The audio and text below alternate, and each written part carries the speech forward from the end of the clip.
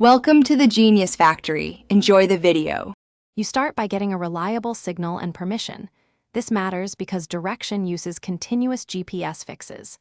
First, enable high-accuracy GPS and give the app background location rights so it can stream. Next, share live location with the person or group and choose a duration, 15, 60, or 240 minutes, so the feed stays active. Once done, make sure battery saver is off and cellular data is enabled, because intermittent updates will ruin direction accuracy. Keep the device unobstructed for best reception. Now you combine heading and movement to get a stable direction. Read the device compass and compare it with GPS course over ground.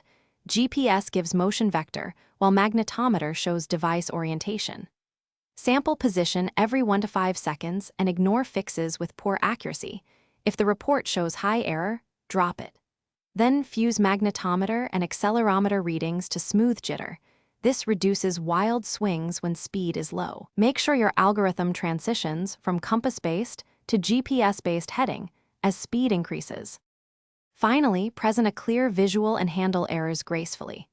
Draw an arrow for instantaneous heading and a short trailing path to show recent motion.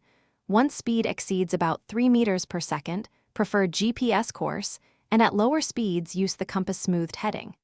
If readings flip or jitter, prompt the user to recalibrate the compass and confirm background permissions, then restart the live share. If problems persist, advise moving to an open sky area. Obstructions and magnetic interference are the most common causes of bad direction.